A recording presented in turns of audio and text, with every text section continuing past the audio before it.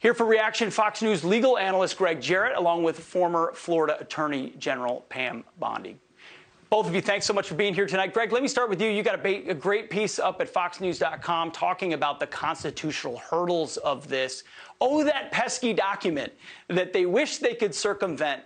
Yet again, it might be the one thing standing between us and a gun grab. Yeah, I mean, look, it's understandable that emotions are running high, and emotions sometimes lead to action, but those actions aren't always lawful. And Joe Biden can demonize the NRA, gun manufacturers, and Republicans all he wants. That's not his problem. The problem is that pesky document called the Constitution, and specifically the Second Amendment. You know, in the landmark Heller decision, the United States Supreme Court validated the individual right to keep and bear arms. They said some limited regulations are permissible. Then they named them: keeping guns out of the hands of felons and the mentally ill, away from schools and government buildings. But it's abundantly clear that beyond that, doing what Biden wants to do, which is to ban an entire class of weapons owned by 15 million Americans, would not pass constitutional scrutiny. In fact, the liberal-leaning Ninth Circuit just last month struck down California's ban involving the sale of AR-15s. Biden knows all of this because in his speech not once but twice last night, he said, if we can't ban assault weapons then, and he proposed some fairly reasonable other options, such as increased school security, red flag laws, better background checks, and so forth. And there's actually some bipartisan support for that. But what he's asking lawmakers to do appears to be unconstitutional, unless you amend the Constitution. But that requires a vote of 2/3 of both houses, ratification by 3/4 of the state. That ain't going to happen. That ain't going to happen. Pam, and you know, every time he talks about it, he demonizes. He always goes after the straw man of the NRA, right? That's the one that he loves to talk about.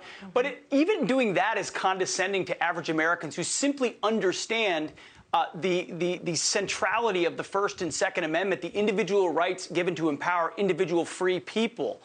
They've totally lost sight of that. And they would go for every, I mean, I really mean this. They'd go for every gun if they could.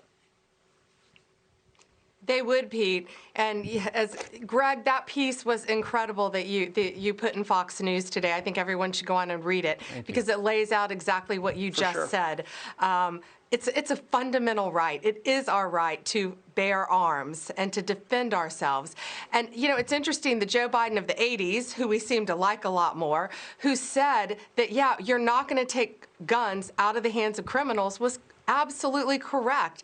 You know, Pete, when I was a young prosecutor, way before I was Attorney General, I was in my early 20s, I had a stalker for years. I don't talk about it a lot, but I learned to shoot from law enforcement. They taught me to shoot because I didn't have the luxuries that Hillary Clinton has, that Joe Biden has, of full-time protection. And I had to learn to shoot a gun to protect myself.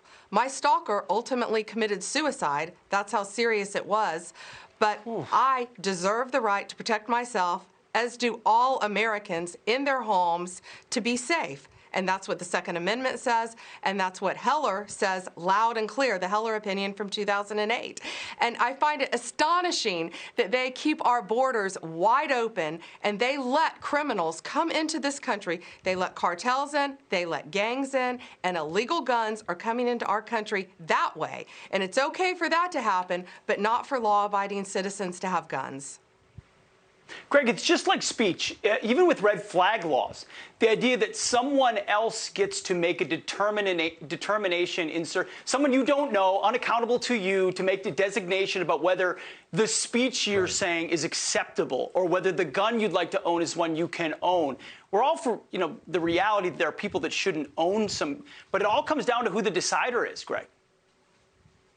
Yeah, you're absolutely right, which is why many of those cases, there's more than a dozen red flag laws in states already, and they're being legally challenged, and we'll have to see how that litigation goes forward. You know, there are problems with several of the ideas he proposed last night, but the strongest proposal he had, more money for school security, to make sure that where our children are located for 7, 8, 9 hours a day, that they are safe and secure. Those are the best measures. And I do agree that added money for health care programs would also be helpful, because that's a common denominator that we see in so many of these mass shootings. For sure. Pam, we only got about 15 seconds. Last word.